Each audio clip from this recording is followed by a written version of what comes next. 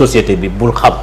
mais fii nos sites là man dama jàpp ne suñu sites yi nga xam ne c'est des moom la ñu wax site stratégique. bu ñu toogoon 9 mois fonctionné wuñu amul benn impact bu muy def ci Sénégalais. oui bon. tu es d'accord avec moi. non site d'information yi ngay wax. non je parle pas site d'information des sites stratégiques du gouvernement. les sites d'information du gouvernement laa la bëgg a wax. ñoom la les sites stratégiques. yi ñu information ak lu mu mënti doon. yoo xamante ne yeneen yi mënoo ko accéder on s'écoute rek. tout ça c'est de l'information par rapport au public. Voilà. Par exemple mën nga dugg site ministère de l'économie site ainsi de suite. C'est l'information. da nga naan yooyu peut-être que les mises à jour ne se font pas à temps réel. sont pas stratégiques. je suis d'accord peut-être que loolu man après gars yi mën nañu tirer un peu les conséquences pour gën ci mën a jéego. mais su ñuy wax nag xam naa la système d'information buy daw diggante entre des structures de l'État yow gisoo ko man gisuma ko. je sais xam naa fi ngay waxee. xam nga yooyu boo ko déstabiliser da ngay nësaxal état ak muy liggéey loolu lañu gars yi njëkk a def pour jéem ko pirater. les transferts de données. tout est possible on ne sait jamais. Même des données stratégiques venant de l'armée et de la police et tout ça on ne sait jamais parce que tout se fait électroniquement actuellement bu ñu defee loolu à la veille même du 1er juin c'était prémédité nga ñëw tu t'attaques à des infrastructures électriques kooku du manifestation xam nga dañu respecter Sénégal yi mu non. mais c'est pas la première fois quand même. non. On se rappelle les émeutes de l'électricité, les émeutes de la faim, on se rappelle. Mais on s'écoute, les émeutes de l'électricité, les gens ne manifestaient pas pour venir brûler tel. Non, ils manifestaient parce qu'ils ont beaucoup de courant. Les objets diffèrent. Mais filles, dans le fait que les potes, joté wolé dara nga dem fekk ngay fekk ay centrale xam nga fi sax ay ki lu ñu fekk ay bureau du taal autant sax ay centrale la ñu bëggoon dem taal. On a vu quelques effets sax si yenn coupure ak yooyu effet waxu bala dara nag pire encore. léegi ñoo demoon dem di taal central. c'est des mouvements de foule maanaam c'est force. mooy booy yi doon ibbi Auchan yeeg yooyu ñoo doon dem di. def après naa si ñëw étape par étape la da nga bëgg xam lu tax man la acte terroriste la dama lay jox ay la définition même des actes terroristes laa lay jox. moo tax ñu ngi lay déglu de mais dama bëgg par exemple boo nee ma danoo dem di taal ay central dama bëgg a xam. détruire est-ce que mouvement de foule yi nga xam ne man dañ may romb sama koñ. man dem di yooyu ci lay ñëw après. c'est les mêmes mouvements ñoom ñooy dem di def loolu nga bëgg a wax c'est pas la même chose il faut que les gens comprennent ce qui s'est passé. Par exemple xam nga bu ñu am ñoo xamante ni c'est des groupes de personnes yoo xamante ni gisoo leen dañu jógoon leur objectif c'est ñoom ñu dem détruire un peu les centrales électriques parce qu'ils ne voulaient pas que le 1er et le 2 et le 3 que courant bañ am Dakar et même pratiquement sur la moitié du Sénégal ça c'était leur objectif 1. Pire encore ñu jógoon pour attaquer nos stations hydrauliques nos infrastructures hydrauliques d'ailleurs ñi demoon doon attaquer suñu station bi tu sais je suis dans le secteur hydraulique ñi demoon attaquer suñu station bi nekkoon bi côté Bayax bi noonu ba yàq 12 000 mètres cubes d'eau ñooñu gisoo leen kenn gisoo leen bokkuñu sax ci foule bi c'était un groupe de rebelles c'est des rebelles ça c'est des actes de rébellion. Ils ont été appréhendés. Subversifs. Non, je sais pas xaw ma après parce que les enquêtes vont déterminer mais c'est des groupes de personnes yoo xamante ni duñu jékki-jékki rek xam nga bëgg nga ñëw fekk une unité de production d'eau kenn nekk ko fa ngeen nekk 5 personnes ngeen mel na comme des kii ngeen ñëw pour détruire tout pour yàq ndox kooku la ban kii nga ban manifestation la mën na ma dites pas en tant que Sénégalais. Parce que dama ni la est-ce que appréhender nañ leen nga ni moom non je ne sais pas. non dama la. da nga ne ma ay nit yu ñuy appréhender man dama lay jox des faits maanaam yu ñuy yàq. Le 1er le 2 kooku mën kay dama ci am fee kooku ki ñëw dem ba côté Bayard fa lañ lay génn foofu ay nit sax nekku fa nga dem wut say ay forces genre commando pour yàq c'est des forces occultes ils voulaient priver Dakar d'eau c'était ça l'objectif qui était là. Troisième point maintenant nga ñëw ci mouvement foule yi nga ñëw yi 90% qui étaient dans la foule n'avaient même pas 21-22 ans man ni gis naa la bii nii soo non bii nekk fii la Auchan bi nekk fii.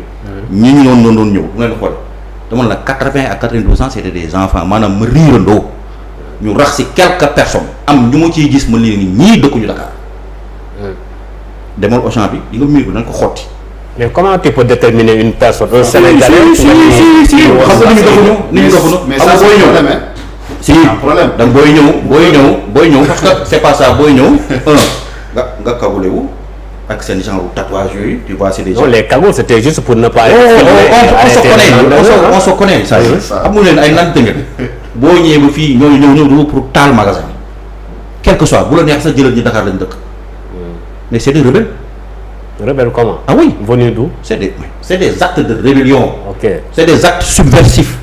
Ok.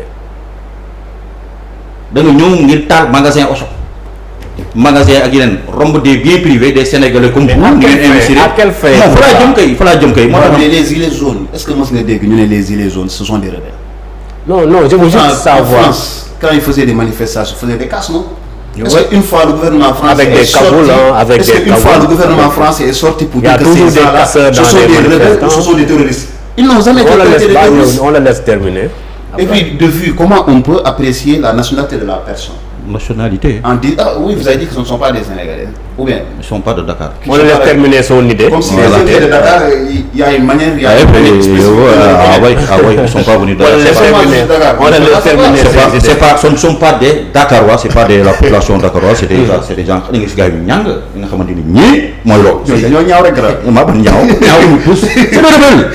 sont yéen ñëpp xam ngeen ko baax bon peut-être. non faut pas nous engager faut pas nous engager dans ce li ngay wax c'est très important. C'est très intéressant moo tax ki ñu yàq sama raisonnement c'est des rebelles importés quand même. Il y en a qui sont venus du sud, il y en a d'autres qui sont venus même hors du Sénégal peut-être entre nous parce que on sursure même d'ailleurs que même il y a certaines forces occultes yi nga xamante ni jóge nañ se même dans la sous-région pour participer à cette destruction. On sursure d'ailleurs que même le Qatar aurait même financé certaines de ces activités-là yu jógee fii et que Ousmane Sonko en est un des acteurs. Effectivement parce que ñun waxuñu ko ça c'est les médias occidentaux ñoo ko wax. ñoo wax loolu ni le Qatar aurait financé Ousmane Sonko. Quel média? Comment dirais-je, le canard enchaîné. Oui, allez chercher le canard. Je dis bien le canard enchaîné du 7 juin 2023. Allez lire ça. C'est pas notre commande. Il le dit textuellement. Et d'ailleurs même, un des théoriciens des frères musulmans est sorti pour défendre Ousmane Sonko. Vous voyez bien, même pour attaquer nos tariqa Ramadan. Machour, vous l'avez entendu? Tariq Ramadan, j'ai vu sa contribution, mais. Oui, il s'attaque à vous. D'ailleurs même Cheikh Tariq Ramadan, li mu dund. Non, moo tax. li mu dund moom ba mu jaay fa ñu acquitté ko avec li mu indi yëpp presque. Oui, mais bon, ça c'est autre chose. Lui, ça n'a rien à voir. Donc qu'est-ce qu'il a? Parce qu'il y a beaucoup de personnes qui sont accusées de même chose ainsi de suite à travers le monde. Pourquoi il a choisi au moment où des Sénégalais meurent et qu'il y a des manifestations, on détruit nos infrastructures hydrauliques, on détruit nos infrastructures électriques. Mais aucun force de l'ordre aucun agent des forces de l'ordre n'a été tué. Moi je décris parce que leur objectif c'était pas de tuer des forces de l'ordre. L'objectif c'était de déstabiliser ce Sénégal encore une fois. Je l'ai bien dit. À quelle fin? Mais c'était insurrectionnel. Mais à quelle fin? Mais à quelle fin? Oui. Ousmane Sonko l'a dit. Déloger Macky Sall. Qui va prendre le pouvoir? On ne sait jamais. Il y a des acteurs qui ont fait des après bonne issue lay am ma nga noonu mais l'essentiel lui il était venu pour faire des activités insurrectionnelles, c'était clair dans sa tête et dans son discours. Et même les faits ont démontré qu'il y avait des activités insurrectionnelles.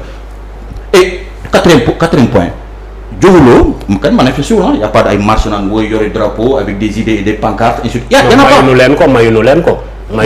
D'accord. Ils doivent manifester, nous même si nous manifester politiquement, quel duñ ko may mais du si ñak. Kañ la won? Yag na. Qui? Politique, dama la une politique. Oui. En manifestation politique wala opinion. Biñ daan def. Oui. On connaît. Non mais la liberté qu'on avait du période de Wade de manifester. Non, attends. C'est pas la même chose. Moi je parle pas de la période de Wade. Oui. Non, en 2014, en 2016, c'était Macky Sall le président de la République. Oui. Et c'était encore beaucoup plus dur. On manifestait, on brûlait même des pneus. Non mais 2014 et 2014. Je dis, on n'est pas dans la manifestation. Manifestation, da ngay gis ay idées ñu koy exprimer, da ngay gis ay nit yu wax ay idées exprimer. Mais il y a amul benn idée bu ñu exprimer. Mais les manifestations qu'on autorise là, gars yi di manifester, quand on laisse faire. Mais ils disent que dañuy def sitting place telle. Mais le premier, loo ko dégg, y en a pas. Le premier c'était spontané, c'est-à-dire il y a eu la condamnation d'Ousmane. Couli, sois sérieux. Le premier, c'était prévisible quand même. C'était prévisible. Non, Ablaye, c'était prévisible. Le premier, j'ai toujours dit. Le premier, non, c'était prévisible. Le premier là, la ca am.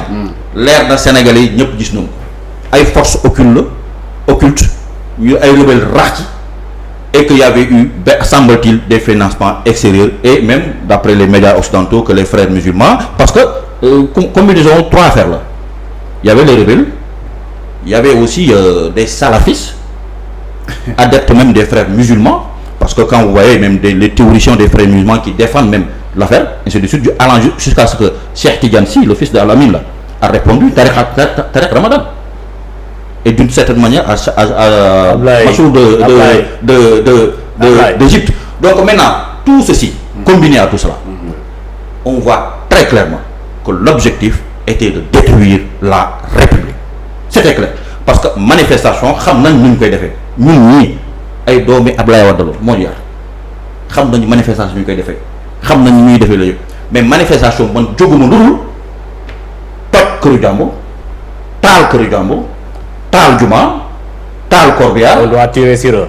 dañ leen war a. non déglu ma rek man waxuma ko yooyu man dama ni la. non dama lay laaj. après fa laa ñëw ci question boobu après point boobu fi laay ñëw damay d'abord. est-ce que dañu war a génn topp leen ak ay armes. fa laay jëm si leen pour tirer leen. dama ne la fa laay jëm si sa point boobu. parce que kii laa bëgg tontu wan que ne du manifestation acte subversif moo amoon. manifestation idée ngay défendre waaye doo jóg taal këru jàmbur taali juma taali corbillard taali magasin taali bien privé dem yàq nos infrastructures hydrauliques yàq nos infrastructures électriques et pire encore. Abdoulaye ñun ñuy xam jaar nañu étude universitaire. Abdoulaye nga ñëw dugg université may wax rek sëñ bi. Abdoulaye may sëñ bi. mais dama ni ñooñu noonu. l'image tiré seen kaw. falaa jëm point boobu fi laa jëm après dama bëgg a démontrer que du loolu du manifestation dafa am nu ñu koy defee. non même bu dee loolu la dañu war a tiré seen kaw. falaa jëm bàyyi rek góob yi dem di kas di def kas. da nga may maa ngi ñëw ma ni. pire encore. nga dem université nga taal bibliothèque universitaire. pour dire que loolu manifestation la. Soyez sérieux. Non, c'est expression de colère là, même si c'est regrettable. Non, ça n'a absolument rien à voir avec une colère, mon cher. Vous avez vu la chanson des gens? Ils brûlaient et ils chantaient. Ça c'est manifesté. Ça c'est expression d'une colère. C'est des rebelles. Ils scandaient comment? Mais non, ce qu'ils ont scandé, je ne vais jamais chanter ça. Ici, vous avez bien entendu, vous avez deux heures. Parce que xam ngeen li xaw da ngeen koy ragal tuuma rek waaye man dama koy tudd ci non ñu xamul voilà pour ñu leer loolu maintenant léegi li may demandé en fin de ça bu ma xoolee loolu mooy état Sénégal nañu def enquête rigoureuse pour la sécurité nationale. Enquête sur les événements du 1er au 3 juin. Enquête sérieuse sur la sécurité nationale. Et les événements de février 2021. Qu'importe. Qu'est-ce qu'on fait avec? Mais les gens reviendraient. Pour les événements pour la sécurité nationale. Parce que dama sérieux fi mu nekk nii je parle de sécurité nationale. Pour la sécurité nationale jàmm ji ñu am nii bay toog di waxtaan ñuy waxtaan tabaski ak fan lay wutee xar dem naa sama xar dem si loolu sécurité nationale bi état bi tey donte ne nos problèmes politiques ou bien des problèmes de justice ainsi de suite loolu xam nga yow yàgg na fi am depuis 60 ba léegi mu ngi fi am ainsi de suite mais acte subversif yi nga xamante ni bokkut ak dara manifestation la population nga génn ñu woon sax c'était quelques groupes de voyous et de bandits ñoo doon dox di toj ak di yàq suñu infrastructure xam nga ñooñu nag nañu xool fu ñu jógee fu financement yi jógee fu xaalis ba jógee ñan ak ko doon organiser te képp bien sûr boo yi doon génn di romb sama ko ils sont financés. Bara Ndiaye lan ñu ko jàppee quand même soyons sérieux parce qu'il finançait des jeunes pour aller brûler soyons sérieux c'est financé c'est clair et net Bara Ndiaye fu mu jëlee xaalis bi ainsi de suite nga topp chaîne ba mu jeex tàkk. Il est présumé innocent pour le moment. Oui, c'est ça. Mais quand même, loolu lañ ko jàppee parce que xale yee ko carrément. Mais yow charge attends Ablaye on ñu def benn kii charge procureur. Non d'accord, il est présumé innocent si vous voulez, mais loolu lañ ko jàppee. Attends. Loolu tax ñu interpellé. Man tey il est soupçonné. Abdoulaye il est soupçonné d'avoir financé des jeunes. Oui. Les charges du procureur fii Sénégal. On peut en douter. Gis nañ fi Adoune Sané bi ñu koy jàpp ñun ñëpp on a regardé la vidéo en direct. génn na fii wax. nee na bi ñu koy chargé procureur bi li mu ko chargé yëpp lan la ko chargé. appel à l'insurrection ay nangam sangam lu kenn xamul chargé ba mu fees. bi mu demee quand il était en face avec le juge d'instruction nee na juge d'instruction dafa ne ko dama lay mandat de dépôt. mu ne ko man doo mandat de dépôt. sama arrestation ça a été filmé en direct nee na avocat moo envoyé lien bi. moo ko envoyé le juge d'instruction bi seetaan vidéo bi ne ko yow man du ma la mandat de dépôt du ma la tee dama lay bàyyi nga dem. Donc quand tu parles de ay Bara Ndiaye dañ leen charge. Donc charge là tu démontres qu'on a une justice donc c'est bon. Maintenant léegi man damay continuer de démontrer qu'on a une justice c'est bon donc puisqu'elle est libérée par un juge du Sénégal c'est bon ça existe partout dans toutes les démocraties les juges prennent des gens d'autres juges prennent le contre-pied c'est ça la justice. Abdoulaye Banguer maintenant dafa am balaa ngay développer beneen point foo ma tontuwul dama ni la. Man j'ai été témoin des manifestations. Oui. J'ai été témoin j'étais pas acteur mais j'étais témoin. Gis naa ay foule. Gis naa. gisoo foule. Si attends bàyyi ma wax la bàyyi ma expliquer dafa am boo xamante ni dama ko fekkee dama ne la ay manifestants même bu nekkee ay xale wala ay sàcc. wala je ne sais pas très bien di ñëw même une foule buy ñëw. gisuma si ku si yore arme gisuma ku si yore fetal gisuma si ku yore paaka gisuma si lenn. loolu est-ce que répression wala boog maintien de l'ordre. loolu daf lay permettre de prendre des armes. de daw si daw seen gannaaw. loolu foofu laay wax. moi je vais prendre le contre-pied tous ou trois là parce que je vais féliciter nos forces de l'ordre, nos forces de défense et de sécurité. Est-ce que l'on a tiré sur les forces de l'ordre? Je pense pas. Non, vous êtes des citoyens modèles, hein, pas de problème, hein. Je les félicite parce que le Sénégal découle entre le 1er et le 3 juin. Ça pouvait être pire. D'autres pays africains d'un coup découle. Le gouvernement de Fadano, c'était ça l'objectif de Sonko et c'est Zouaï qui avait prémédité ça. Mais tout sur le dos de Sonko. Oui, personnellement. Ça c'est mon avis. Parce que il l'a dit en quittant c'est qu'un sort. Tu occupes un peu Dakar là, c'est clair, tu l'as. Donc c'est clair. L'immobilier c'est suivi. Pourquoi vous ne levez toujours pas les mains? Oui, bon, on continue. Ça c'est autre chose. La rédaction. Moi je ne suis pas juriste, je ne suis pas juge. Ne me demandez pas de prendre la place du juge. C'est juste un citoyen sénégalais. Voilà. Voilà. De ce fait que les forces de défense et de sécurité, ils ont tellement bien géré la situation que les Amli Sénégal, tous les stratèges dans le monde reconnaissent que dans des pays africains, 90% des pays africains, gouvernement parce que ça s'est passé dans des pays limitrophes comme chez nous. Moins de même 10% du Sénégal, mais fi dalna force de l'ordre gère ko même ñu doon nek soy di yónnee affaire yi di yónnee xaalis comme le rebelle là Omar Sané qui a été pris, qui est un des instigateurs des casses et même des actes subversifs à Dakar, ainsi de suite, parce qu'il a été retracé, et même d'autres personnes, ainsi de suite, et même il y a même une information comme beaucoup de savoir sur plateau, mais c'est la vérité aussi, pour vous dire que ce qui était préparé, c'était extrêmement grave.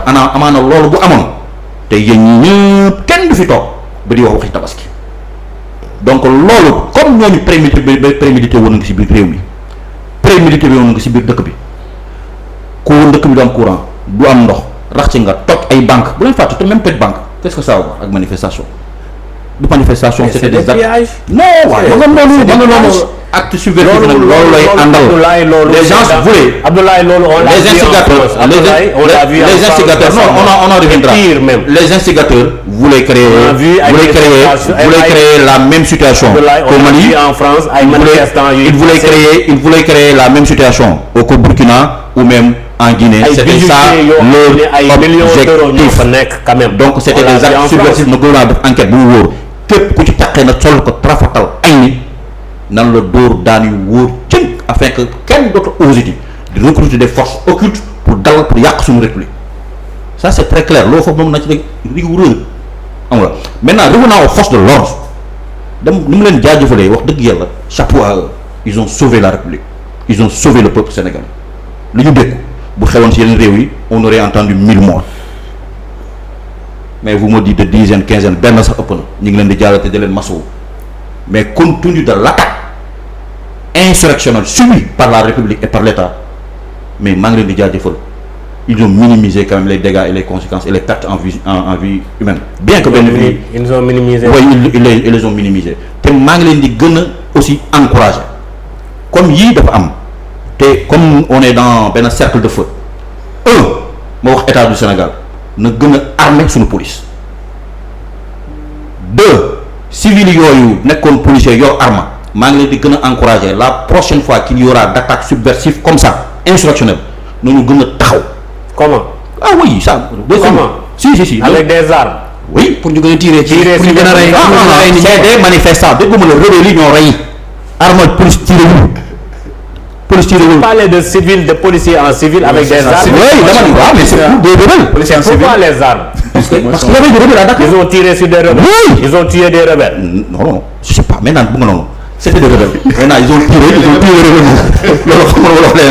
Mais l'essentiel, nous avons yori seen armes que État du Sénégal. Police moom dañ ko war a dooleel ak gendarmerie. gën leen dooleel leen. Et puis que eggoon naa ñu créer benn brigade pour la grande criminalité là parce que gars yi foofu li ñuy jaar pour dim quand même yàq quiétude population sénégalaise bi man police du ma leen affaiblir ba illa yow mi din parce que ñoom ñoo tax ñu toog ni police ak gendarmerie tey policier bu ñu doon dóor bi brique lan moo tax ñu koy dóor brique si bopp bi noonu parce que beaucoup doon tiir dafa tourné gis ay xale yu ndaw et ces gens-là voulaient taxer d'avoir tiré sur des manifestations sur des manifestants. Ça, je peux pas le comprendre. Dans ce cas, non. Ablaye, ñun ñëpp. Attends, mon cher. Ablaye, mon cher, moi j'ai vu, ñun on est des journalistes aussi. Sur des manifestants armés. Sur des manifestants yi xamante ni. Sauf légitime défense. Voilà. Le blâme policier mu tiré. Sur des manifestants. Comprendre ay tir yoo xam ne. Sur des manifestants armés, je dis Kouly, man foofu aw ma ci état d'âme. Nekkuma ci di ay juridisme yu toog déedéet. Dama ni police na dëgër këj. C'était des rebelles et des gens qui étaient là pour s'attaquer à notre civilisation, à notre république. Un état waru sax caaxaane sécurité nationale nos vies là man sama bakkan bi jar na ko suñu bakkan yi jar na ko pour notre sécurité nationale alors si c'est bien sûr et on sait que tout le monde sait ce qui s'est passé entre le 1er et le 3. C'était une attaque contre la république. Yéen ñi ñëpp en un certain moment ku si nekk toog la sa kër nga ni waaye yóbbu ba suñu réew mi du yàqu yéen ñëpp wax ngeen ko. Vous croyez que ça c'est